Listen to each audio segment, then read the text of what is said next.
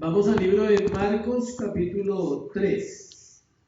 Teníamos pendiente hablar del apóstol Pedro, ¿cierto? Habíamos quedado en ese compromiso, entonces vamos a continuar. Les recuerdo a las personas que de pronto hoy nos acompañan que la iglesia, congregación La Iglesia, está basada únicamente en las escrituras, que predicamos la Biblia sistemáticamente, en orden, hasta que acabemos un libro. No tenemos afán porque la vida es eterna, ¿no? Entonces no hay afán para acabar un libro. Hemos predicado Juan, Efesios, llevamos con Marcos hasta donde Dios lo permita que terminemos. Luego seguiremos con otro libro porque es la única manera en que el pueblo de Dios conozca las escrituras. No podemos predicar un día aquí y otro día allá porque el que predica sabe, pero el que está allá a veces no sabe y no comprende de qué se habló. Dice, hace 8 días hablaron en Isaías y mañana hablan en Mateo. Entonces es una forma que funcionó mucho en la época después de la Reforma, porque Dios estableció que el pueblo conozca las escrituras. Entonces usted puede conocer bien las historias y demanda al predicador sujetarse a la Biblia, que es lo más importante. Entonces yo no puedo decir, no, la otra semana voy a predicar de tal cosa. No se puede con ese sistema de predicación. Usted no puede predicar lo que yo quiera. Yo puedo decir, yo puedo predicar tal y tal cosa. No, tengo que sujetarme al tema que continúa y tengo que estudiarlo y traerlo a la iglesia en la forma como Dios quiere que se comparta. ¿Ven? Vamos al libro de Marcos capítulo 3, versículo 14 al 18. Y estableció 12 para que estuviesen con él y para enviarlos a predicar, que tuviesen autoridad para sanar enfermedades y para echar fuera demonios, a Simón, a quien puso por sobrenombre ¿qué? Pedro, a Jacobo hijo de Zebedeo, a Juan hermano de Jacobo, a quienes apellidó Boanerges, esto es, hijos del trueno, Andrés, Felipe, Bartolomé, Mateo, Tomás, Jacobo hijo de Alfeo, Tadeo, Simón el cananista, y Judas Iscariote, el que le entregó, y vinieron a casa. Padre, gracias por esta mañana, Señor, por cada vida que está en este lugar, pero sobre todo gracias por tu presencia. Te pedimos, Dios, que hables a nuestro corazón. Te damos gracias por la vida del apóstol Pedro, por lo que hiciste en la vida de este hombre desde el día que lo llamaste hasta el día que partió a la eternidad, Dios. Y aún su vida habla, aún su historia es real, Señor, aún su historia tiene mucho que enseñarnos. Por eso te doy gracias por todo lo que hablas a través de estos hombres. Hoy ministranos y enséñanos a través del apóstol Pedro, en el nombre de Jesús. Amén y amén. Pedro y su proceso. Es difícil abarcar la vida de un hombre como Pedro en un solo sermón. Solo vamos a ver lo que Dios tiene hoy para nosotros acerca de la vida de este apóstol, porque se han escrito libros. Yo he leído varios libros de la vida de Pedro, creo que he leído 3 libros, diferentes títulos acerca de la vida del apóstol Pedro, libros de 100, 200 páginas. Entonces, para abarcarlo en una hora es muy difícil. Por eso vamos a mirar cosas relevantes de la vida del apóstol Pedro. Es difícil predicar del libro de Marcos sin tocar la vida de este hombre, porque realmente el autor, podríamos decir que el autor directo del libro de Marcos es ¿quién? Pedro. Él se lo dictó a Juan Marcos, ya se los he compartido, vuelvo y les recuerdo. Juan Marcos recibe toda la información del apóstol Pedro, quien fue un testigo ocular de los hechos que pasaron en la vida del Señor Jesucristo. Entonces, obvio que su autoría se ve en ese libro, y también Pedro escribe Primera de Pedro y Segunda de Pedro, las 2 cartas. ¿Por qué centrarnos ahorita en la vida de él? Porque encontramos ahí el pasaje donde habla de los 12 apóstoles, pero el versículo 16 dice, a Simón, a quien puso por sobrenombre ¿qué? Pedro. Hablar de él abarcaría muchos sermones, pero vamos a hacerlo solo hoy para poder continuar con el libro de Marcos. Simón Pedro es el ejemplo de un hombre que fue procesado en su carácter para llegar a ser Pedro el apóstol. Ese proceso incluyó muchos años de vida, una entrega total de parte de él, también fallar, escuche, y volver a fallar y comprender su naturaleza humana para entregarse de manera total a su Señor. Le repito eso, demandó entrega de parte de él como hombre, pero también demandó que él falló y volvió a fallar, pero comprendió su naturaleza. Ese es uno de los secretos más grandes de la vida cristiana, porque a veces se cree que solo es buscar a Dios. Busquemos a Dios, busquemos a Dios, busquemos a Dios, sí. Pero en la búsqueda de Dios, Él va a hacer algo espectacular, y es revelar nuestra naturaleza pecaminosa, cómo es el hombre realmente. Mientras el hombre no conozca al hombre, no puede decir que conoce a Dios, ¿sí saben? Alguien que conoce a Dios realmente conoce su condición, conoce sus debilidades, conoce sus fortalezas y trabaja en sus debilidades para no caer en pecado y terminar mal, y trabaja en sus fortalezas para no caer en la arrogancia y el orgullo de pensar que todo está ¿qué? Bien.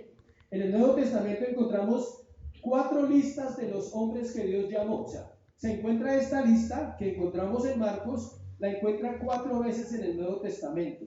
Una está en Mateo 10:24 para los que toman nota. Otra está en el pasaje que leímos, que es Marcos 3:16-19. La otra está en Lucas 6:13-16. Y en Hechos 1:13 encontramos la otra lista. Es curioso lo siguiente, escuche. El primero de las 4 listas es ¿quién? Pedro. Siempre el primero es él. Las listas están divididas en 3 grupos de 4, pero siempre encabeza el listado ¿quién? Pedro. Pedro es el primero de las 4 listas, mientras que en los otros grupos de 3 a veces cambia el primero, pero Pedro nunca cambia de lugar en las listas que Dios permitió que quedaran en la Biblia, es el primero, lo cual mostraría que él iba a ser la cabeza de la iglesia en la parte terrenal, pero al mismo tiempo la cabeza de sus compañeros. Pedro es el líder de los 12 apóstoles después de que Jesús parte, ¿sí? Pero no quiere decir que era superior a ellos. Era superior en responsabilidad, y el procesito que le tocó vivir lo vamos a mirar. Muchas cosas interesantes. En los 3 grupos, Mateo, Marcos y Lucas, aparece Judas Iscariote como el traidor. En Hechos no aparece. ¿Por qué no aparece en Hechos? Porque ya está muerto, ya se ahorcó, entonces ya no hay nada que hablar de él. ¿Listo? Entonces, que usted aparezca en las listas hasta el final. Las 4 listas están divididas en 3 grupos, siempre. Y el primer grupo sugiere los más íntimos con el Señor y los primeros que Él llamó. ¿Cuál es la primera lista? ¿Cuál cree usted que son? Juan, Andrés, Pedro y Jacobo. Esos son los 4 de siempre. El primer grupo era de 2 parejas de hermanos. Tenían la misma profesión y eso hacía más fácil la comprensión entre ellos. Miremos entonces hoy a nuestro invitado especial que se llama ¿qué? Simón Pedro. Vamos a conocer a Simón Pedro y al final vamos a conocer ¿a quién? A Pedro. Y vamos a entender por qué hay una diferencia entre hablar de Simón Pedro y hablar ¿de quién? De Pedro. Es como hablar de su pasado y hablar de ¿qué? Su presente. Hablar del amargado y ahora es feliz. Algo así, para que vaya entendiendo. ¿Cuántos saben que nosotros éramos y ahora somos? Pero no nos gusta que hablen de quién éramos. Y vamos a hablar de Simón Pedro. Su nombre original era ¿qué? Simón, hijo de Jonás. Su apellido, ¿se acuerdan que aprendimos eso? Que el apellido en la época antigua no era ni Martínez, ni Pérez, ni López, ni Estupiñán, nada de eso. ¿Era qué? El nombre del papá. O sea, tenía que tener un buen papá para sentirse orgulloso de su apellido. Entonces más bien uno diría, menos mal que cambiaron las cosas, porque si no me dirían fulano hijo de, y a usted no le gustaría. Si no hay una buena relación paternal y si no hay una restauración en esa área, usted dice, no, dejémoslo con el apellido que tengo ahora. Bueno, entonces, miremos a Simón Pedro. Primero, Dios le cambió el nombre y vamos a apoyarnos en los textos que hablan de la vida del apóstol Pedro. Juan 1:42. Juan 1:42.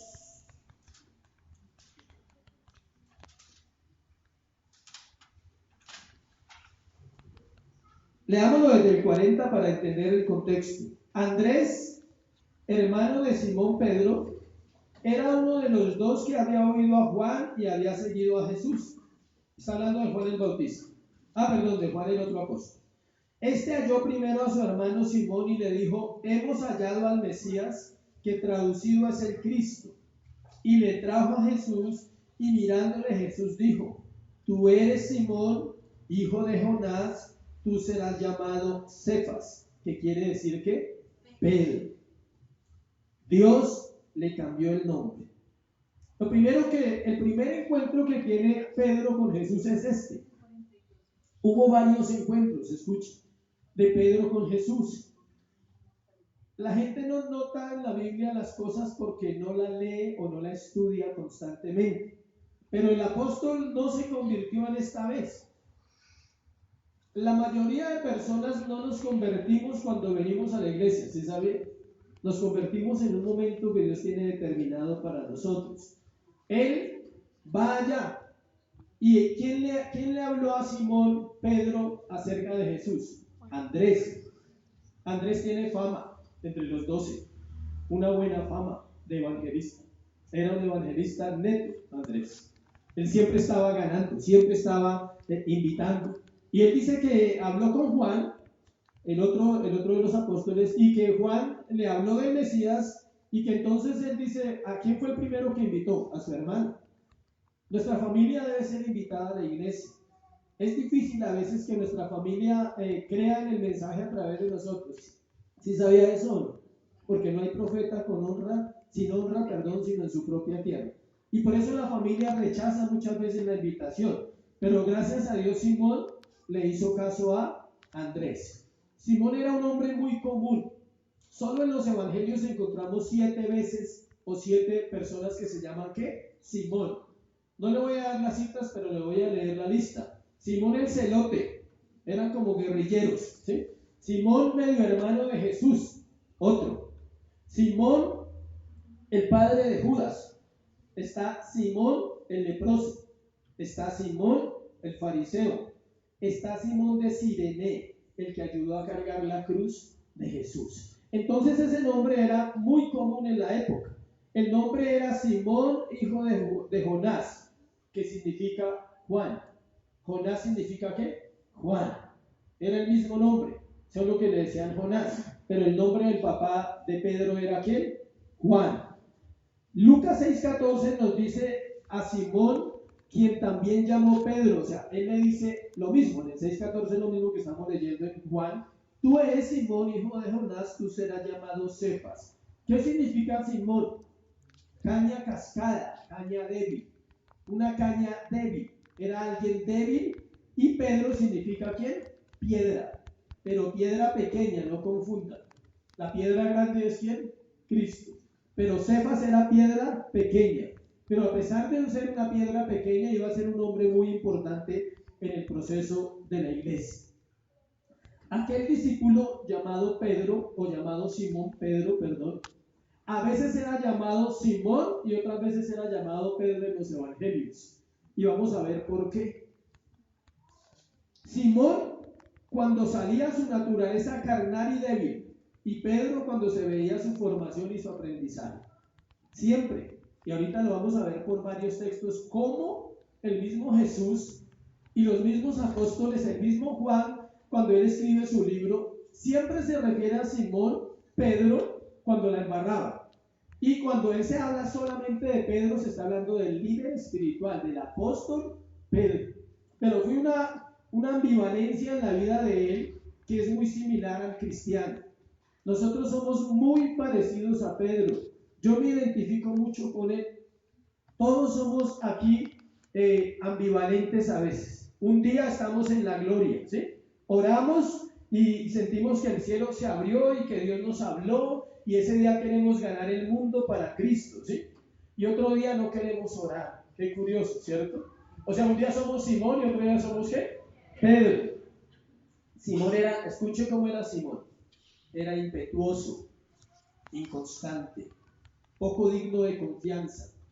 Hacía grandes promesas que no podía cumplir. Era de aquellos que se entregan de cuerpo y alma a una tarea, pero se rinden antes de terminarla. Era de los que entraban primero y salían más rápido. Ese era Pedro. ¿Quieren que le repita esa radiografía? A ver si de pronto dice amén.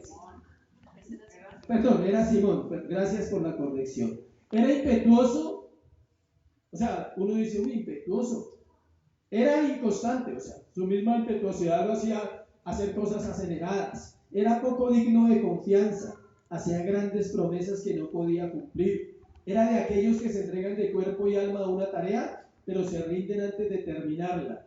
Era de los que entraban primero y salían más rápido. ¿Se acuerdan cuando entró a la tumba? ¿Quién entró primero? Juan, no Pedro. Era para ver si se acordaba. Bueno, encontramos dos contextos del hombre Simón. El primero, dos contextos de ese hombre llamado Simón. Miremos cómo el nombre Simón aparece y se relaciona con lo secular.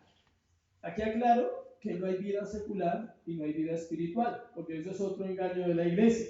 No hay dos vidas, hay una vida. O usted un día vive allá y otro día vive acá. No, porque por eso somos inconstantes. Pero cada vez que se refiere a Simón, tenía que ver con sus labores fuera del mundo de Dios, digámoslo así. Marcos 1:29, vamos a mirar varios textos acerca de la vida de Simón. Marcos 1:29. Al salir de la sinagoga vinieron a casa de Simón y Andrés con Jacobo y Juan. Y la suegra de Simón estaba acostada con fiebre y enseguida le hablaron de ella. Ahí hacía muy poquito tiempo que él había estado con Jesús. ¿Seguía siendo quién? Simón. Para llegar a ser Pedro demandó años. Por eso no se asuste. O sea, si usted lleva poco tiempo con Jesús, tal vez todavía tenga cosas de ese pasado que no puede dejar. O que quiere y no puede. Otra cita, Lucas 4:38. Hoy vamos a estar en los evangelios todo el tiempo. Lucas 4:38. Entonces Jesús se levantó y salió de la sinagoga y entró en la casa de Simón. Es la misma referencia. Luego está Hechos 10:17.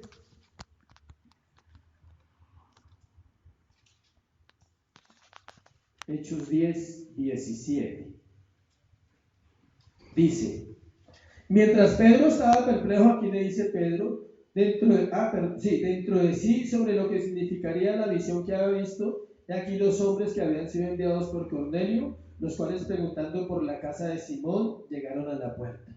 Note que aquí él está en una labor ¿qué? Espiritual. ¿Por qué se lo leo? Porque es diferente.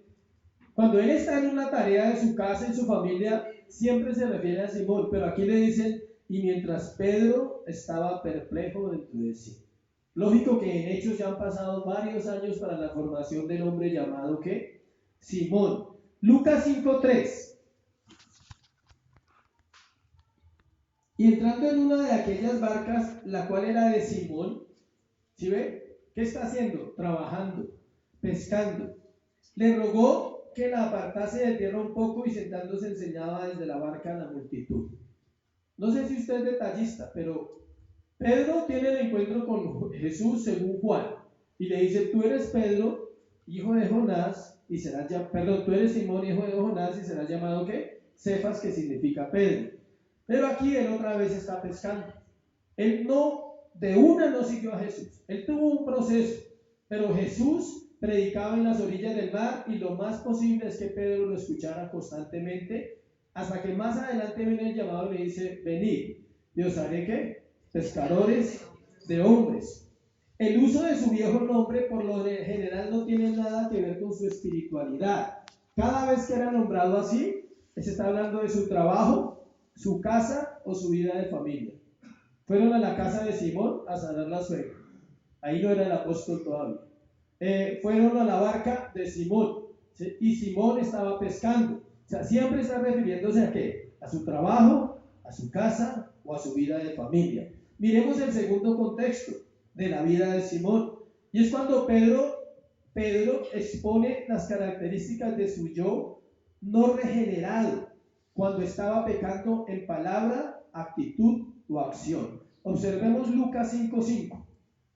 Respondiendo Simón, le dijo, maestro, toda la noche hemos estado trabajando y nada hemos pescado, mas en tu palabra echaré la red. Esta es una historia de cuando los pescadores, varios de ellos, estaban en el mar y no habían pescado nada. Los estudiosos dicen que se puede hacer dos observaciones ahí en ese versículo. Una, que Simón lo aceptó porque tocaba. ¿Cuántos han aceptado algo porque toca? Toca. Entonces él lo dice en una manera que no está muy convencido. Dice, en tu palabra echaré la red. O sea, vamos a ver qué pasa. Ahí está hablando Simón, no Pedro. Siempre está hablando Simón, porque él dice, respondiendo Simón le dijo, maestro, toda la noche hemos estado trabajando y nada hemos pescado, mas en tu palabra echaré la red. Él todavía no era el hombre de fe que decía, en tu palabra echaré la red. No, él está diciendo, pues echémosla, a ver qué pasa. ¿Por qué no creía en Jesús? Es la pregunta. Porque él era un pescador experimentado de muchos años. Con Juan, Andrés y el hermano de Juan, que era Jacob, ellos llevaban muchos años pescando, eran experimentados. ¿Alguien sabe de pescar? Resulta que en el mar se pesca a la orilla, no tan al fondo, y los peces salen en la noche, ¿sí? Y esto ya había pasado, ya iba a amanecer. Y entonces él decía que aparte de eso Jesús era carpintero, no pescador. O sea, él dijo, o sea, este señor, o sea, ¿será que sí sabe algo de pescados? Él tenía la esperanza, quizás, son dos lecturas, no podemos juzgar a Simón, pero viendo ya la historia de su nombre y todo, uno dice, sí, él pensaba, decía, echémosla, igual pues no pierdo nada, pues no voy a sacar nada. Él pensaba que no iba a sacar nada. La sorpresa es que sacó pescados, pero ahí vemos su nombre, vemos al hombre renuente, reclamando, toda la noche hemos estado trabajando y nada hemos pescado, mas en tu palabra echaré la red. Versículo 8 del mismo texto. Viendo esto, Simón Pedro cayó de rodillas ante Jesús, diciendo, apártate de mí, Señor, porque soy hombre pecador. ¿Sí ve que ya le ponen el otro nombrecito? Simón, ¿qué? Pedro. Ya brotó algo espiritual de él, vino el temor de Dios. Vemos al Señor llamándolo Simón en cada uno de los fracasos más fuertes de su carrera, y también vemos al Señor llamándolo Pedro cuando merecía elogio. Hay una famosa que ahorita la vamos a mirar, es la revelación, cuando él dice, ¿quién dice la gente que yo soy? ¿Y quién fue el que recibió la revelación? Pedro. Y él le dice, bien dicho, Pedro. Ahí le dice Pedro, ya no le dice Simón. Lucas 22:31, sigamos. Se pone mejor. Anticipando su negación, o sea, la negación de Jesús. ¿Quiénes han negado a Jesús? Amén. ¿Nadie? ¿Quiénes han negado a Jesús? Amén. Todos lo hemos negado en alguna manera. Cuesta, ¿no? No es decir, yo lo he negado diario. A diario lo negamos. Lucas 22:31 dice, dijo también el Señor, Simón, Simón, doble vez le dice, he aquí Satanás os ha pedido para zarandearos como a trigo, pero yo he orado por ti para que tu fe no falte, y tú una vez vuelto, confirma a tus hermanos. Y Pedrito le dijo, Señor, dispuesto estoy a ir contigo no solo a la cárcel, sino también a la muerte. Y él le dijo, Pedro, te digo que el gallo no cantará hoy antes que tú niegues 3 veces que me conoces. ¿Sí ve? Ese era él, impetuoso. Pero la Biblia lo describe como el hombre de Santiago, capítulo 1, un hombre de doble ánimo e inconstante en todos sus caminos. Ese era Pedro. Ahí tuvo uno de los diálogos más fuertes con Jesús. Y él nunca le dijo Pedro, le dijo ¿qué? Simón, y 2 veces le dice ¿qué? Simón. Es como cuando usted le dice, ¿sí ve? Sí ve, ¿no? Yo le había dicho, o sea, y usted sigue haciendo lo que quiere, porque usted es así. Esa es la reconvención que hace Jesús a Pedro. Le dice, Simón, Simón, o sea, yo te conozco, o sea, yo sé que la va a embarrar, hermano, o sea, ¿por qué no me cree? ¿Sí? Es como cuando uno no hace caso, cuando uno lee las palabras de la Biblia y dice, no, eso no es para mí, eso es para otros, ¿sí? Como cuando se viene a la reunión y escucha un tema y dice, uy, lástima que no vino fulano. Tremenda palabra, ¿sí? Pero era para usted, o sea, Dios le está diciendo, a ver, o sea, póngase en lo que debe ponerse. En Getsemaní, Marcos 14, 37 al 38, también lo encontró durmiendo. ¿A quién encontraron durmiendo? A Simón. ¿Sí? En Getsemaní, Marcos 14, 37, 38, dice, vino luego y los halló durmiendo y dijo a Pedro, ahí está escribiendo el autor, para que no se confunda. Y en letras rojas dice, Simón, ¿duermes? ¿No has podido velar una hora? ¿Sí ve? El autor del libro, o el escritor, está en letras negras y dice, vino luego y los halló durmiendo y dijo a Pedro. Pero las palabras de Jesús fueron claras. Simón, ¿duermes? ¿No has podido velar una hora? Siempre su carácter débil. Parece que era un hombre que no tenía esa fuerza para orar. Y uno dice, ¿cómo se convirtió en el apóstol Pedro? Pero eso nos da esperanza a nosotros, ¿sí sabía? ¿Cuántos tienen esperanzas con la vida de Pedro? Obvio, o sea, yo leo la vida de Pedro y digo, Señor, hay oportunidad. Si tú escogiste un hombre como esos, que se dormía con Cristo al frente, ¿cómo no nos va a respaldar a nosotros en este tiempo? Dentro de ese cambio de nombre, encontramos en nosotros lo que conocemos como la naturaleza vieja y la naturaleza nueva. ¿Quieren escuchar a Pedro cómo cambió su corazón? Segunda de Pedro 1:4. Y vamos a escuchar al apóstol después de 35 años, 30 o 35 años de ministerio, cuando él escribe las cartas. Segunda de Pedro 1:4.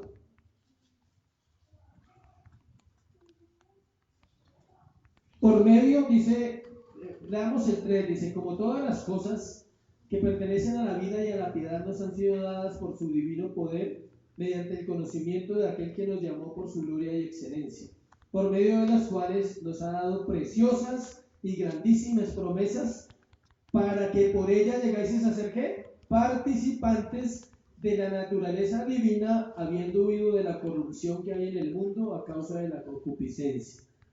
El mismo apóstol, el mismo Simón, después de ser transformado durante un proceso muy largo que ahorita vamos a seguir mirando, él escribe eso y dice, él nos dio la oportunidad de participar de la naturaleza de él. En el caso de Pedro, esa vieja naturaleza altiva, soberbia, imprudente, inconstante, tuvo que ser sometida a la naturaleza que Dios le dio y que a su vez lo llevaría a ser la cabeza del grupo de los 12 apóstoles. ¿Se acuerdan lo que leímos ahora?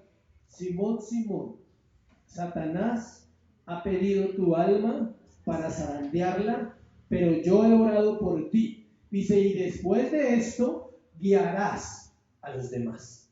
Primero tuvo que ser ¿qué? Procesado. Por eso el tema de hoy se llama Pedro y su proceso. Hablar de procesos a la gente le molesta, ¿sí? Pero hasta un arroz necesita un proceso.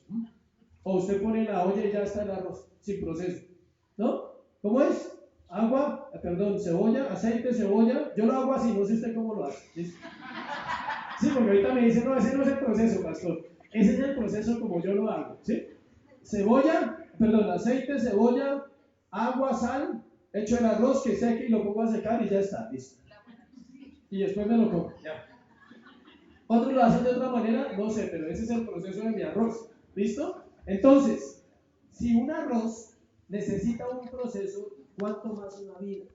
Llegamos a Dios con eso, como Simón, llegamos inestables, débiles, con cosas en nuestro corazón que no comprendemos y no entendemos, y muchos le temen al proceso, y muchos en el proceso se cansan y se van porque dicen, no estoy de acuerdo en que la iglesia tenga un proceso, pero entonces ¿cómo más va a ser? ¿Llega si eres parte de la cuarta persona de la Trinidad o algo así? No se puede. Se necesita un proceso total de cambio de naturaleza, dejar de ser Simón a ser pasado en el apóstol ¿qué? Pedro. ¿Cómo llega la gente? Carnal, para volverse ¿qué? Espiritual. ¿Cómo llega la gente? Maldiciendo la vida para pasar a ser personas de bendición para otros. ¿Cómo llega la gente? Heridos para llegar a ser personas ¿qué? Sanas. ¿Cómo llega la gente? Cautivos para ser personas ¿qué? Libres. ¿Estamos en lo cierto o no estamos en lo cierto? ¿Es así? Yo no conozco a alguien que llegue a la iglesia y tenga la capacidad de liderar ni siquiera su propia vida. No puede. Porque a veces cree que todo lo que ha vivido es correcto, y cuando empieza a ser confrontado con la palabra se da cuenta que somos como Simón, que muchas veces nos han dicho, varias veces, oiga, ¿usted por qué es así? Hasta que Dios, en su misericordia, nos va cambiando el nombre. Pero pasa lo siguiente, que el hecho de que Dios nos cambie el nombre no quiere decir que no volvamos a fallar. Entonces vamos a ver el segundo punto. Con nombre nuevo aún fallamos. O sea que ya no siendo los que éramos del mundo, ahora somos creyentes, venimos a una iglesia, pero aún así continuamos ¿qué? Fallando. ¿A cuánto les da paz que el apóstol Pedro vivió ese proceso? Y a nosotros nos ayuda a saber que también seguimos ¿qué? Fallando. ¿Dónde se produjo su declive o su caída? Sabemos que fue en la negación de su Señor, y eso sería determinante para su ministerio. Se ha pensado que el hecho de poseer ahora una naturaleza nueva, dada por Dios, y que nuestros pecados hayan sido perdonados, entonces ya no fallamos, y que si fallamos ya no somos aptos. Ese es un error y es una mala enseñanza en la iglesia. El hecho que tú ahora seas creyente no te hace impecable. Te hace un pecador en la búsqueda de la santidad. Te hace un pecador que ya no se conforma al mundo, sino que discierne y dice, estoy batallando con esto. O sea, esto no está bien dentro de mi vida. El apóstol Pedro vivió ese proceso. Primero Dios lo llama, le cambia el nombre, pero ya caminando con Jesús unos añitos más adelante, comete una de las terribles cosas que toda la iglesia recordará, y es negar a Jesús. Pero no solo lo negó, cometió varias embarradas. Miremos. Por eso la Escritura nos habla de no descuidar la salvación. En Hebreos 2:3 dice, ¿cómo escaparemos nosotros si descuidamos una salvación tan grande, la cual habiendo comenzado a ser publicada por el Señor, nos ha sido confirmada por los que la oyeron? La salvación hay que cuidarla. No se puede confundir la gracia con libertinaje.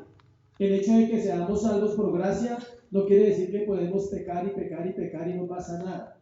Dios va a tratar nuestro corazón si lo hacemos así. Imaginemos la escena de la negación de Pedro, quien había sido un impetuoso seguidor de Jesús hasta ahora. Le había sido revelado el Cristo. Miren lo que pasó tan interesante. Mateo 16:16. Encontramos un contraste muy fuerte en este pasaje. Mateo 16:16. Mire lo que sucedió exactamente, dice. Jesús está hablando con los discípulos y les dijo, ¿y vosotros quién decís que soy yo? Versículo 15. Respondiendo, ¿quién? Simón Pedro. O sea, todavía está en su estado original de Simón. Dijo, tú eres el Cristo, el Hijo del Dios viviente. Versículo 17. Entonces le respondió Jesús, bienaventurado eres Simón, hijo de Jonás. Y uno se pregunta, ¿por qué le dijo así? Porque le estaba recordando el día que lo conoció. El día de Juan 1:14, le dijo, ¿te acuerdas? ¿Hoy te acuerdas ese día que me conociste, que yo te dije lo mismo? Simón, hijo de Jonás. Dijo, ese soy yo, el Cristo que te conocía desde antes que tú llegaras a mi vida. Era lo que le estaba diciendo él. Cuando tú viniste por primera vez a mi vida, tú no me contaste ni siquiera quién era tu padre, pero yo ya sabía quién era tu padre. Yo ya sabía todo de ti. Dice, porque no te lo reveló carne ni sangre, sino mi Padre que está en los cielos. Y yo también te digo que tú eres ¿qué? Pedro. Y sobre esta roca edificaré mi iglesia, y las puertas del Hades no prevalecerán contra ella. Luego dice en el siguiente pasaje que Jesús anuncia su muerte. ¿Qué es en el pasaje donde estamos? Mateo 16, del 16 en adelante. Ahora adelántese ahí en su misma Biblia unos versículos hasta el versículo 21. Y vamos a leer. Desde entonces comenzó Jesús a declarar a sus discípulos que era necesario ir a Jerusalén y padecer muchos de los ancianos y de los principales sacerdotes y de los escribas, y ser muerto y resucitar al tercer día. ¿Desde cuándo comenzó a decirles? Desde que vino la revelación públicamente ahí delante de su círculo, de sus 12 discípulos, de que él era el Cristo. Cuando Pedro dio la respuesta, él dijo, ahora sí, están preparados para contarles que voy a ser crucificado, porque ellos ahora sí saben que yo soy ¿quién? el Cristo. Pero mire, dice versículo 22. Entonces bendició Pedro, tomándolo aparte, comenzó a reconvenirle diciendo: Señor, ten compasión de ti, en ninguna manera esto te acontezca. Pero él volviéndose dijo a Pedro: quítate de delante de mí, Satanás, me eres tropiezo, porque no pones la mira en las cosas de Dios, sino en las de los hombres. ¿Sí ve? ¿Sí ve ese carácter todavía en proceso de formación? Acaba de recibir la revelación de Cristo y luego se cree el consejero de Cristo. Así pasa con el creyente. Acaba de empezar un proceso cristiano y ya quiere aconsejar todo lo que se debe hacer en la iglesia. No tiene el proceso, no ha vivido una vida de experiencia y quiere ayudar a otros, pero no se ha ayudado primero ¿a quién? A sí mismo. Imagínense esas palabras que le dice a Jesús: Señor, o sea, a ver. Entonces, le faltó que Cristo le dijera: no le estoy pidiendo consejería, Pedrito, ¿sí? O sea, ocupe su lugar. Y Dios no habló, nunca trató a nadie mal. Jesús no trató a nadie mal. Al que más trató mal fue a Pedro. Pues le dijo Satanás. Eso es un trato duro. O sea, es mejor que usted le diga impío, o sea, pecador, o sea, soberbio. Pero le dijo Satanás, dijo: quítate delante de mí, ¿qué? Satanás. La molestia fue fuerte. Hasta ahora Cristo se le había revelado y la respuesta ya la conocemos, lo leímos en Juan, cuando dice: mi vida daré por ti. Y imagínense que este hombre, con su naturaleza batallando entre Simón y Pedro, tiene como la osadía de tratar de aconsejar al Hijo de Dios sabiendo que él conocía todo. Ahora lo encontramos como realmente era. Brotó algo que él pensó que había superado, pero que aún estaba en él. ¿Qué estaba en él? La soberbia y la altivez. Son dos cosas difíciles de superar, ¿sí sabía? Se ocultan mucho en el corazón del creyente. Brotan cuando pensamos que no necesitamos a Dios para hacer las cosas. Brotan cuando creemos que podemos aconsejar a Dios. Pedro quería aconsejar ¿a quién? A Dios. Recuerde que Jesús es ¿quién? Dios. No somos quien para juzgar a Pedro, obvio. No se trata de eso. Se trata de su reacción después de cada cosa que hacía. Casi siempre le pasó eso. Tenía momentos espectaculares y luego tenía momentos de debilidad. Algo más es que él fue el único que estuvo tan cerca de Jesús como Juan. Los demás lo abandonaron. Aquí lo elogiamos un poquito. En el proceso de la cruz, solo hay dos apóstoles que aparecen en los últimos capítulos de los 3 evangelios, de los 4 evangelios. ¿Ese es quién? Juan y Pedro. Juan lo acompaña hasta el final, hasta el momento de la cruz, cuando Jesús le dice: hijo, he ahí a tu madre, madre, he ahí a tu hijo. Juan es el único que está hasta el final de todo el momento de la crucifixión. Pedro, ¿hasta dónde llegó? Hasta el patio, cuando lo negó. Hasta ahí llegó Pedro. Pero avanzó. Los otros se fumaron, los otros 9 salieron corriendo. El uno fue y se ahorcó y 9 salieron corriendo.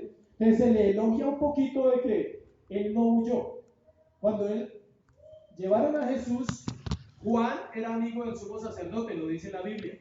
Y él le dijo, la palanca, lo dijo: dejen entrar a Pedro. ¿Y para qué entraba Pedro? Para vivir la escena de la negación. Miremos los aspectos de su negación. ¿Ya se le había cambiado el nombre? Sí.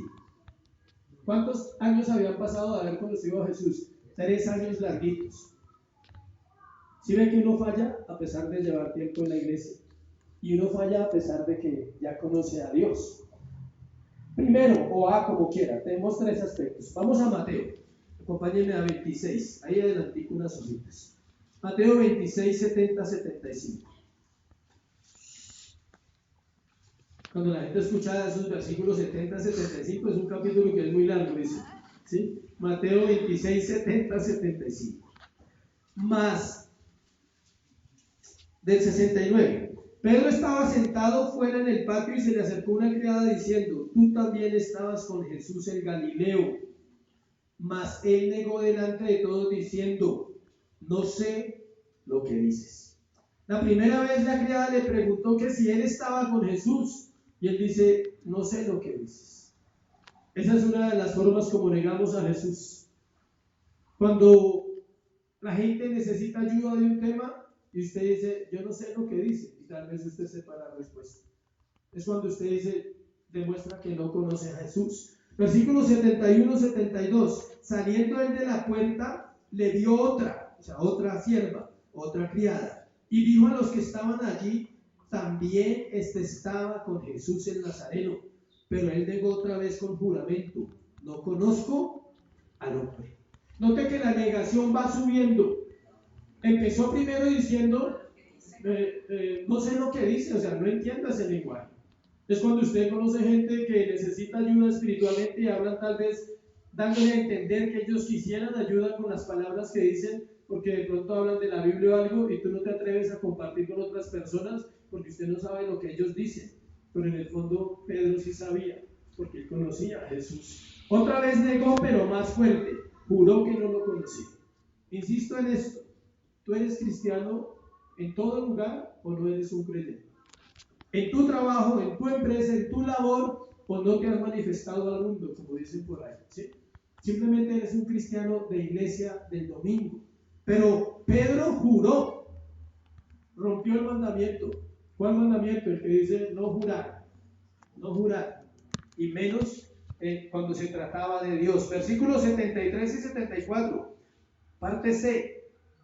Un poco después, acercándose los que por allí estaban, dijeron a Pedro: verdaderamente tú también eres de ellos, porque aún tu manera de hablar te descubre. Entonces él comenzó a maldecir y a jurar: no conozco al hombre, y enseguida cantó el gallo.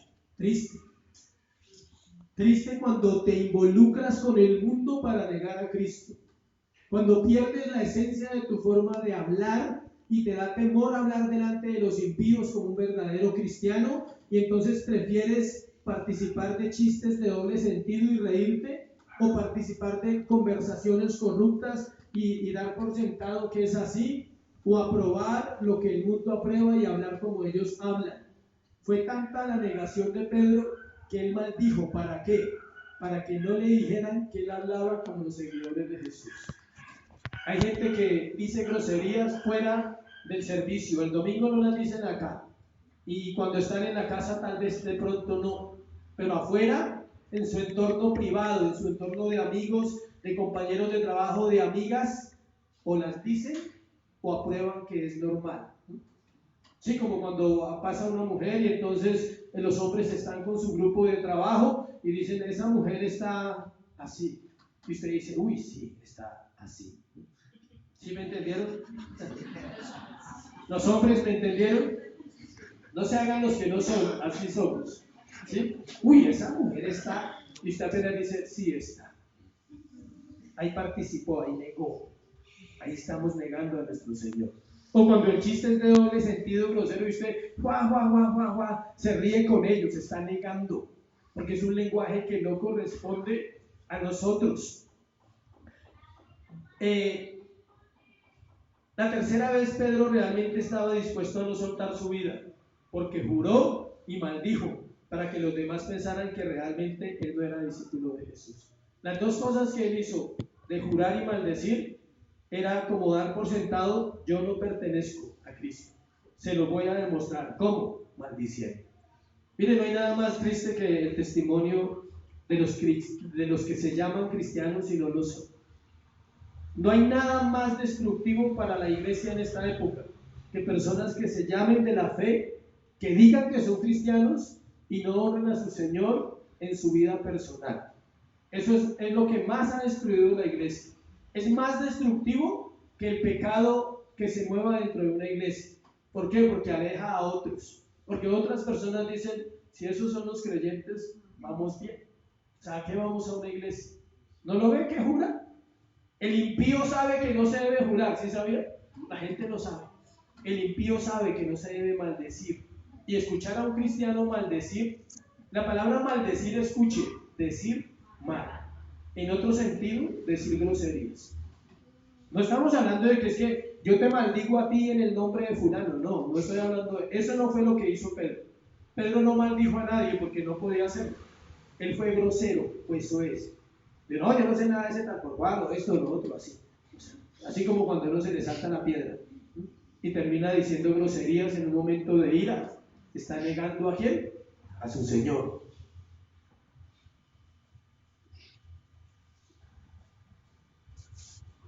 Escuche esto. ¿Qué pasa con nosotros? Vamos a mirarlo en ese contexto. No sé lo que dice, lo voy a abrir un poquito más. Es equivalente a no participar de conversaciones que tengan que ver con Dios, porque nos avergonzamos. No sé, esa es la frase, no sé. Oye, ¿tú sabes algo sobre Noé? ¿Sí? ¿Sobre Adán? Hay gente que está interesada, sí sabía, buscando ayuda. Uno dice, no, la verdad no sé. Te da pena, te da vergüenza compartir. ¿Nos avergonzamos realmente o pasa lo otro? No sabemos, porque no tenemos formación, no sabemos cómo dar una respuesta, entonces nos quedamos ¿qué? Callados. Pero también eso es negligencia. La segunda, hay gente que juraría que es difícil que seamos creyentes porque no lo ven nosotros. Hablando de jurar, hay gente que podría decir, yo puedo decir que esa persona no es cristiano que vaya a la iglesia. Tienen la certeza y la seguridad. Y era lo que Pedro buscaba. Él buscaba que ellos vieran con certeza que él no era seguidor de Jesús. Somos capaces de comprometer nuestra vida en asuntos que van contra los principios de Dios por guardar nuestra posición y aún relaciones con personas que pensamos que nos pueden favorecer. Jefes, adinerados o gente que tenga posiciones.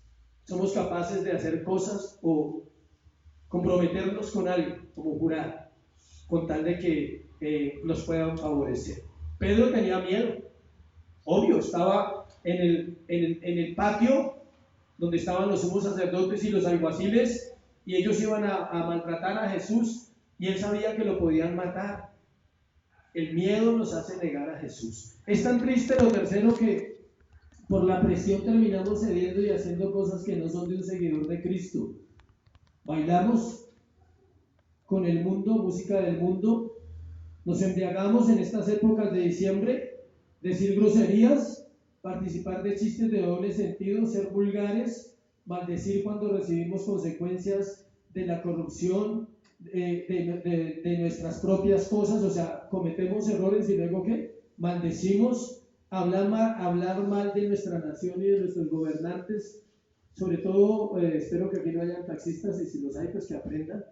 Ellos hablan muy mal del país. Uno se sube y empiezan a hablar mal de todo. Y usted sí, así es. ¿Estoy de acuerdo? ¿Sí? Usted no dice lo que él dice. Él dice ese dijo, no sé qué, ese tal por cual, no sé qué, que lo pusieron allá. ¿Sí? Y usted dice sí, así es.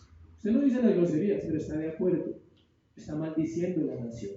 Y nosotros fuimos llamados ¿a qué? A bendecir. Nosotros fuimos llamados a hacer luz y a hacer sal de la tierra. Pedro fue procesado 3 años y medio para enfrentar una vida que le traería aún pruebas más fuertes, quizás que las que enfrentó en ese periodo, pero aprendió y eso es lo que cuenta.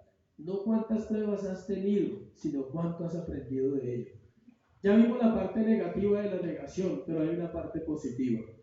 ¿Qué aprendió? Miren lo que aprendió Pedro y es lo que usted y yo debemos de aprender cada vez que le fallamos al Señor en la vida cotidiana. Una, que las derrotas aplastantes y las humillaciones profundas vienen inmediatamente después de grandes victorias. Les repito, que las derrotas aplastantes y las humillaciones profundas vienen inmediatamente después de grandes victorias. ¿En qué se basa eso? En que en Mateo 16, él confiesa que Cristo es el Hijo de Dios y unos versos más adelante comete el error de aconsejar al Hijo de Dios y lo llaman Satanás. Había tenido una gran victoria. ¿Qué pasa? Que la gente se confía cuando todo va bien. No hay nada que me preocupe más que la gente que no habla en la iglesia. Que la gente que nunca tiene problemas, esos me preocupan. Los que tienen problemas me alegran. Dios les bendiga. Bueno, porque están en el proceso. Pero es triste cuando alguien no tiene problemas. Uno dice, perfectos no hay. No ha habido el primero, solo uno, Cristo. Entonces uno observa y dice, esa persona nunca tiene problemas, nunca le pasa nada. ¿Qué guardará en su corazón? Y Pedro era de los que se confiaba porque eso hacía unos aportes espectaculares en las reuniones, ¿sí? Y luego a la carga, luego a la embarrada, ¿sí? Primero hacía aportes espectaculares y luego cometía unas embarradas que el Señor casi lo saca del grupo, ¿sí? Aprendió que así como podía recibir la revelación de Dios, escuche, para todos nosotros, y Dios le da autoridad, también podía el diablo llenar su mente si perdía el enfoque y miraba las cosas de los hombres. ¿Se acuerdan la frase que le dice apártate de mí, Satanás, porque pones los ojos, ¿dónde? En los hombres. Está la contraparte, le da la revelación, pero eso no quiere decir que usted, por tener revelación de Dios, no siga poniendo la mirada ¿en quién? En los hombres. ¿Cuántos se acuerdan el pasaje donde vivió la transfiguración? Estaba Pedro, Jacobo y Juan, como siempre. Y dice que apareció Elías y Moisés. Y el Señor se transfiguró, o sea, lo vieron como realmente Él es, en su estado de glorificación. Y resulta que en ese mismo instante, ¿quién la embarró? Pedrito. La carne, eso se le subió la carne y dijo, Señor, hagamos 3 enramadas.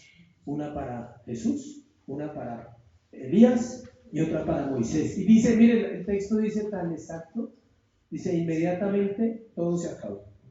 Porque en la gloria no hay carne, porque la carne de Pedro brotó y dijo, no, usted no entiende nada, usted está perdido, usted no sabe. Él era lambiendo, sí, Señor, hagamos 3 enramadas. Dios no necesita nadie que lamba, en serio. Era como para congraciarse, ¿sí? Él esperaba que el Señor le dijera, pues hagamos 4 y te quedas con nosotros, Pedro. ¿Sí? No 3, 4. Tienes toda la razón, Pedro.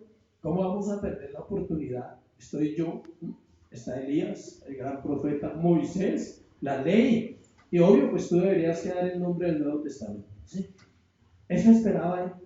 Y inmediatamente dice que apenas terminó de hablar Pedro, la gloria se fue. A veces nuestras actitudes desvanecen lo que Dios quiere hacer con nosotros. Porque no entendemos realmente el proceso de formación que necesita un creyente. Hay momentos para hablar y hay momentos para ¿qué? Callar. Mire, yo he ido a reuniones donde hay pastores y yo nunca hablo si no me piden la palabra. Nunca. Yo no voy a opinar, no voy a decir, es que mire, hagamos esto, hagamos aquello. No. Yo voy a escuchar. Ya es diferente cuando te dicen, ¿qué piensas? Yo pienso esto y aquello ya. Pero no meto la cucharada, eso decía mi abuelita, no meta la cucharada, por favor. ¿Cuántos conocen esa frase? De meter la cucharada. ¿Sí? Ah, bueno. Entonces no meta la cucharada, ¿listo? Aprendió cuando negó y aún maldijo que no podía confiar en sus declaraciones personales. Escuche esto tan importante, que tenía que estar dispuesto y sujeto a Dios porque su corazón era engañoso.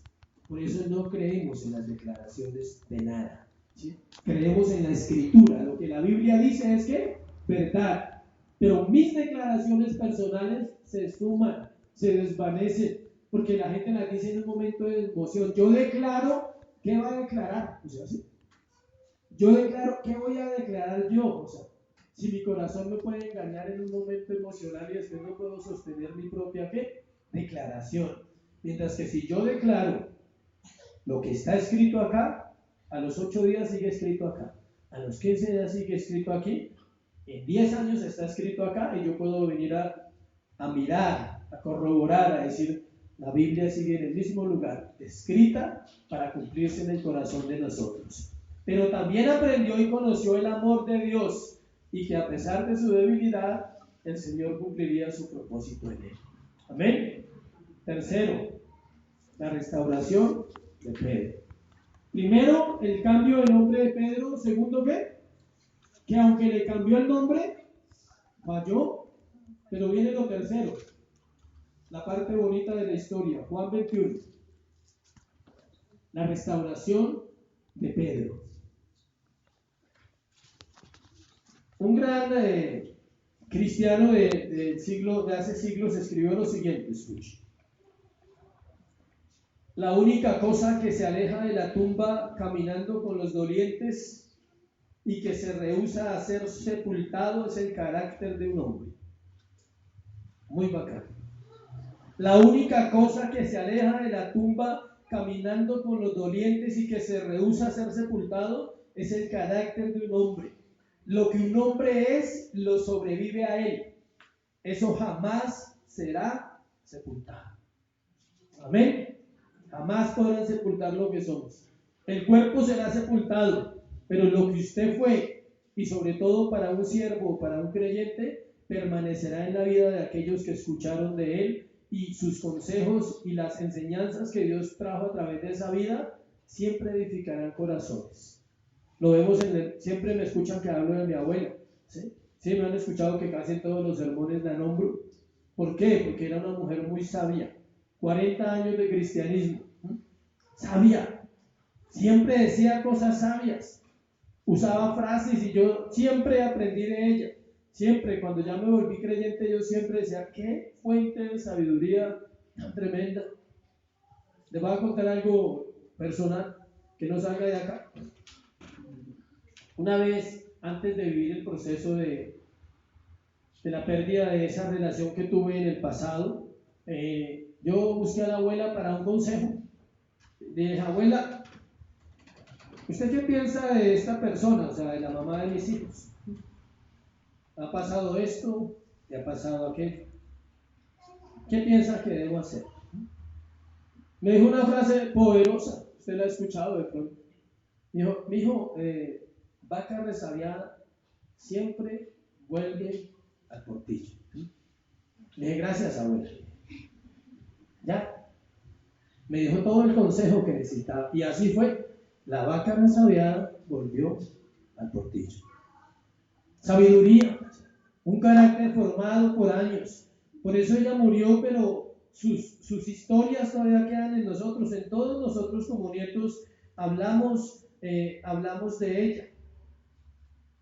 Esto que estoy compartiendo es un sentimiento verdadero, escuche. Pero hay algo más importante que lo que la gente piensa de nosotros después de que hemos muerto. Y lo que es mucho más importante es el impacto que tenemos aquí cuando todavía estamos vivos. Cuando uno muere, la gente puede pensar muchas cosas buenas de uno.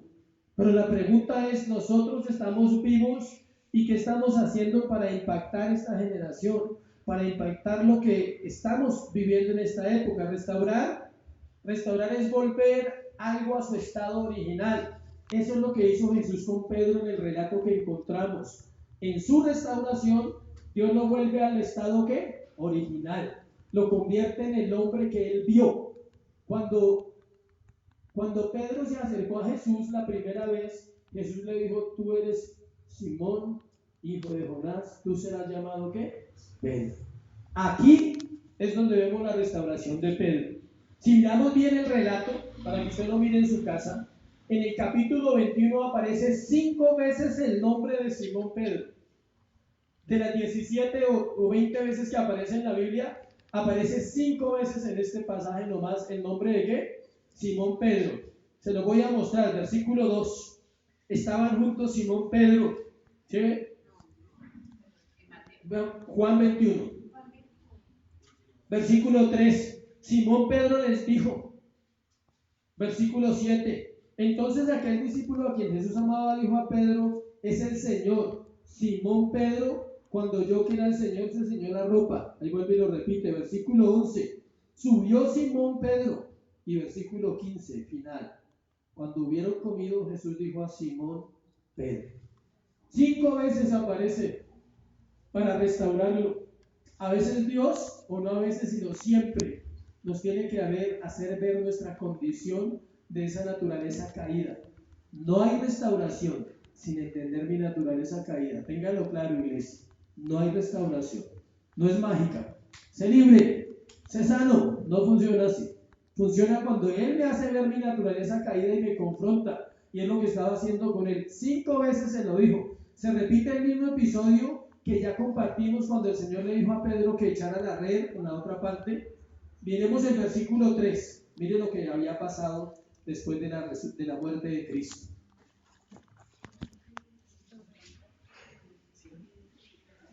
Versículo 2. Estaban juntos Simón Pedro. Mire quién estaba. Tomás, 1.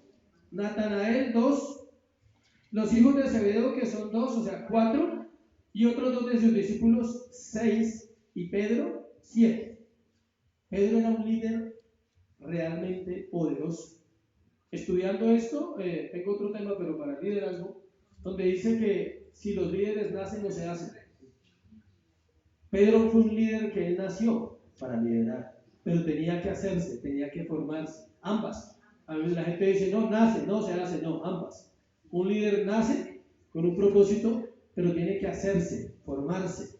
Y este hombre tenía ese liderazgo nato. Miren lo que dice el versículo 3. Simón Pedro les dijo, mire, voy a pescar.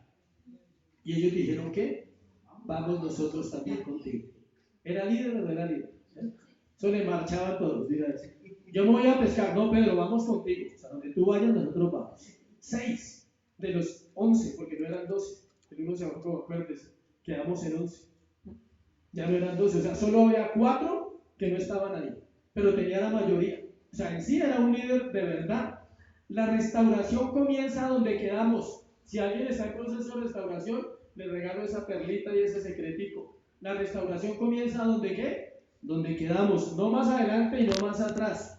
Nos recuerda cómo lo conocimos. Simón, hijo de Jonás. Le recuerda su identidad natural. Versículo 15. Mire lo que dice. Cuando hubieron comido, Jesús le dijo a Simón Pedro, Simón, hijo de Jonás. No siempre le hablaba así. Las veces que le habló le estaba recordando su primer momento. ¿Cuántos recuerdan la primera vez que se encontraron con Dios? Yo lo tengo en mi mente claro. La primera vez que Él vino a mi vida no fue en un encuentro, fue en una cárcel. Y fue un encuentro con la palabra, fue un encuentro de mis recuerdos de la niñez. Esa fue la primera vez que yo dije, Él existe, o sea, Él es real. ¿Me amas más que a estos? La pregunta. Simón, hijo de Jonás, ¿me amas más que a estos? ¿A quiénes se refería el maestro?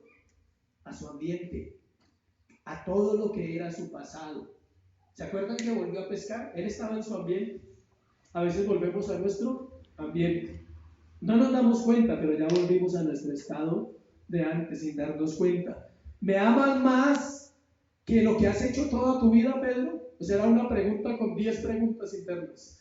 Le dice Pedro, ¿tú me amas más que el ambiente en el que has crecido y has vivido la pesca? Porque estabas pescando y te llevaste a otros a pescar. Parece que amas mucho eso. Y también le está diciendo, ¿me amas más que lo que has hecho toda tu vida? ¿Me amas más que tus relaciones? ¿Me amas más que tu forma de hacer las cosas? Esa es la pregunta general. Le dice Pedro, ¿realmente me amas? Versículo 16, 17.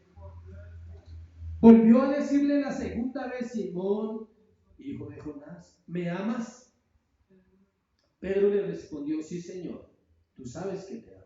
Le dijo, pastorea mis ovejas. Trayendo a memoria, ¿por qué lo hace 3 veces? Trayendo a memoria la negación. Eso lo sabemos todos, pero es bueno recordarlo. ¿Cuántas veces negó Pedro a Jesús? 3. ¿Cuántas veces el Señor le preguntó que si lo amaba? 3. Sanándole, cada vez lo sanaba, pero lo sanaba profundamente. Primero le dijo, Pedro, ¿te acuerdas cuando te llamé, hijo de Jonás? ¿Sí? ¿Y estás dispuesto a dejar todas estas cosas por mí realmente? Y dice que la tercera vez, el versículo 17, Simón, hijo de Jonás, ¿me amas? Pedro, ¿qué? Se entristeció de que le dijese la tercera vez, lo cual muestra el corazón del apóstol, no es Simón. En ese momento ya había habido un proceso de caminar con Dios por 3 años y ahí el apóstol realmente nace al ministerio. Ese día fue el día en que él nació realmente a su llamado como cabeza de los 12. El corazón de Pedro se entristeció al recordar el amargo episodio de haber negado a su Señor. Se entristeció, escuche. Eso es lo que produce el pecado en nuestro corazón, tristeza, porque le fallamos a alguien que no nos ha fallado nunca y le fallamos a alguien que nos ha amado siempre. ¿Sí ven por qué la pregunta, ¿me amas? Y él le responde triste, dice, Pedro se entristeció de que le dijese la tercera vez, ¿me amas? Y le respondió, Señor, tú lo sabes todo, tú sabes que te amo. Jesús le dijo, apacienta mis ovejas. Pero no termina ahí. Versículo 18. De cierto te digo, cuando eras más joven te ceñías e ibas a donde querías. Mas cuando ya seas viejo extenderás tus manos y te ceñirá otro y te llevará a donde no quieras. Escuche. Este verso es la radiografía de lo que sería la vida del apóstol Pedro desde ese día hasta el día de su muerte. Desde ese día hasta el día en que murió, le dio Dios esa promesa. Miren lo que dice. Lo que sería, le dice que Pedro, el joven discípulo, impetuoso, antes hacía lo que quería. Antes de este día, le está diciendo Pedro, cuando eras más joven, hacías lo que se te daba la gana. Ibas donde tú querías. Tratabas a la gente como tú pensabas que debías tratarla. Te relacionabas con las personas según tus valores. Decía, pero cuando seas viejo, o sea, cuando madure, no está hablando solo de viejos de años, o sea, cuando madures y seas restaurado, te dispondrás totalmente a la guía del Espíritu Santo, el cual te llevará aún a donde no quieras ir. Esa es la vida del apóstol Pedro. Le dice, una vida dispuesta a Dios no se resiste a ser guiado por Dios, aunque esa guía incluya ir a donde no queremos, hacer lo que no queremos, con las personas que a veces no queremos, porque una vida restaurada siempre obedecerá. Esa era la vida del apóstol Pedro. Y terminemos con las palabras de él mismo. Primera de Pedro 1, 13, 14. Pero lea el 19 sin saltarse ahí. Esto dijo dando a entender con qué muerte había de glorificar a Dios, y dicho esto añadió, sígueme. Miremos Primera de Pedro 1, 13, 14. Las últimas palabras o los últimos escritos del apóstol ya en su etapa final.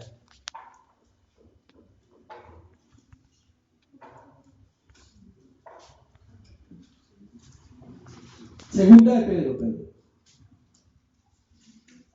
1, 13, 14. Mire lo que dice el apóstol. Pues tengo por justo, en tanto que estoy en este cuerpo, el despertaros con amonestación, sabiendo que en breve debo abandonar el cuerpo, como nuestro Señor Jesucristo me ha declarado. También yo procuraré con diligencia que después de mi partida vosotros podáis en todo momento tener memoria de estas cosas.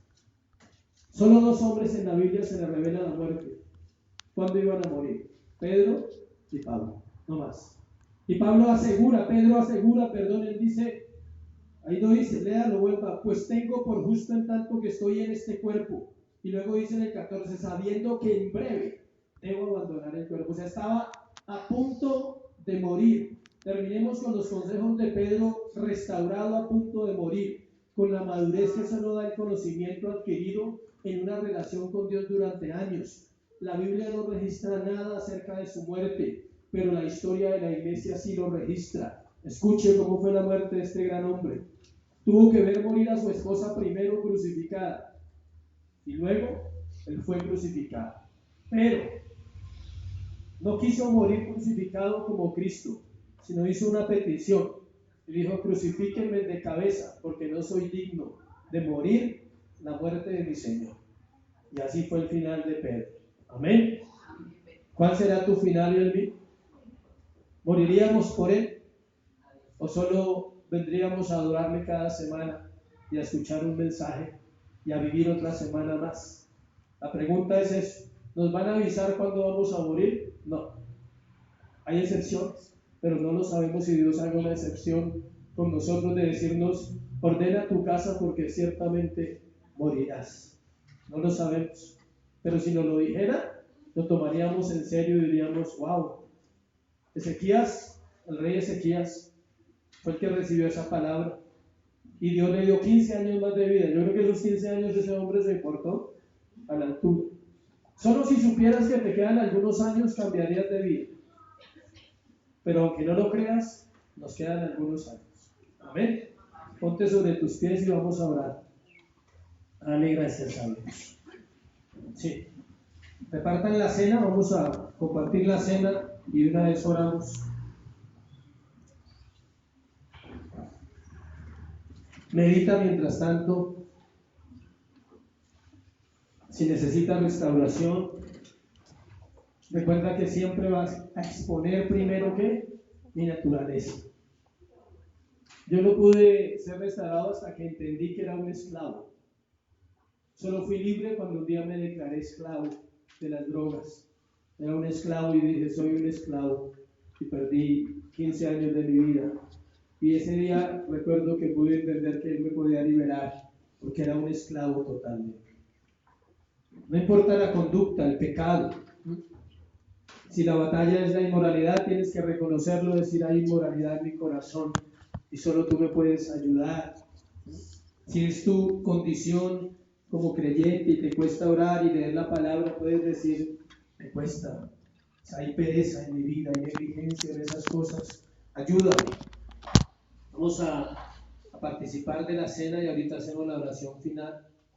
Primera de Corintios, solo lo voy a leer, no necesita buscarlo, solo escuche. Primera de Corintios 11:23. ¿Sí sabía que la iglesia celebraba la cena todos los días, los apóstoles?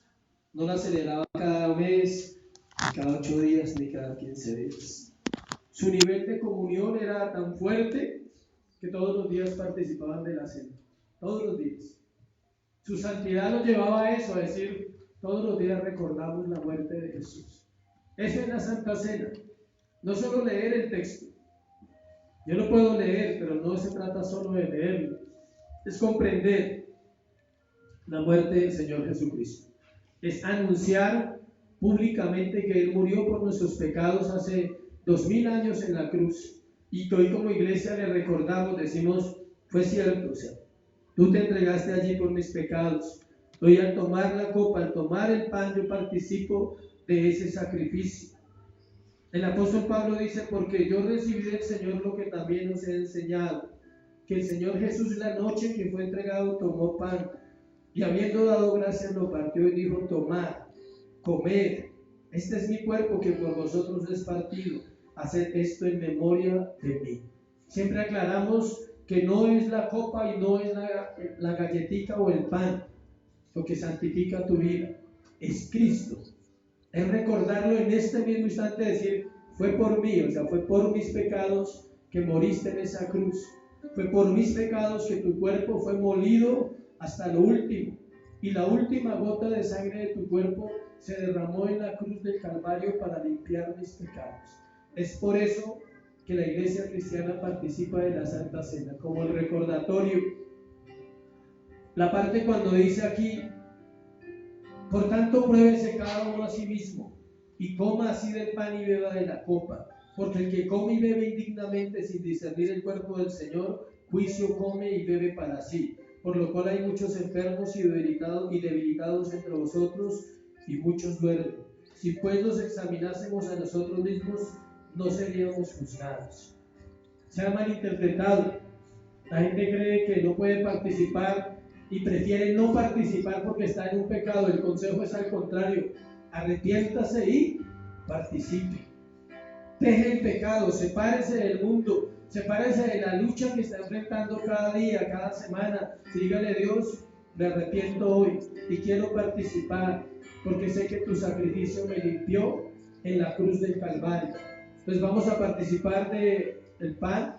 Puede tomar el pan y vamos a participar de él. Con tus ojos cerrados, solo recuerda que el pan representa su cuerpo. Como dijo el profeta Isaías: no hay nada sano en él, solo hinchazón y podrida llaga. No han sido vendadas sus heridas ni curadas. Solo estaba allí nuestro pecado en su cuerpo, nuestras rebeliones, nuestras maldades. Por eso tenía que ser molido, para recibir el castigo y nosotros recibiéramos la paz.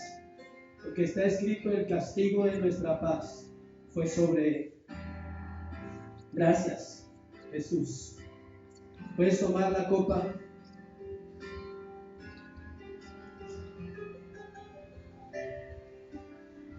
Porque la Biblia dice que si confesamos nuestros pecados, Él es fiel y justo para limpiarnos y perdonarnos de toda maldad. El perdón sucedió en el sacrificio. Él murió para perdonarnos. Pero la limpieza es su sangre. Su sangre nos limpia de las consecuencias del pecado, de los recuerdos del pecado, de los recuerdos de esa naturaleza caída. Padre, gracias por la obra perfecta de la cruz. Hoy te damos gracias, Jesús, por perdonar nuestros pecados allí. Gracias por limpiarnos, Señor, de esa naturaleza caída que testificaba contra nosotros. Así como el apóstol, Señor, era impetuoso, imprudente, Señor, muchas veces insensato en su manera de proceder, así somos nosotros. Hoy tenemos que reconocerlo, Dios, que aún siendo creyentes fallamos constantemente. Aún viniendo a la iglesia, aún leyendo la Biblia, nos equivocamos tanto, mi Señor. Ofendemos tu nombre, Dios. Negamos tu amor. Negamos que tú moriste en la cruz porque no se evidencia en nuestras vidas familiares, en nuestros hogares. Evalúa tu vida hoy. Examínala a la luz de la palabra de hoy. Si algunas veces has dicho, no sé nada. Es como si vinieras y escucharas y no aplicas, no sabes nada. Entonces cuando alguien te pregunte, o aún te has comprometido en cosas con los demás, como si fuera más importante la gente que Dios mismo. Y lo más triste, le negamos con nuestras palabras, a veces cargadas de vulgaridad, a veces cargadas de doble sentido, a veces participando de lo que el mundo participa, pisoteando el sacrificio de Jesús. Por eso perdónanos hoy como iglesia. Por eso recuérdanos como le recordaste a Simón, hijo de Jonás. ¿Dónde estabas el día que te conoció? Porque Él te conoció a ti primero, tú no le conociste. Él te conoció y te escogió y fue y te buscó donde estabas perdido, como lo hizo conmigo. Fue y se acercó y me dio una esperanza y me dio una oportunidad un día. Encontró un hombre destruido, encontró un hombre fracasado que no tenía esperanza, pero me llamó por mi nombre, me llamó como Él me podía ver, como un hombre restaurado.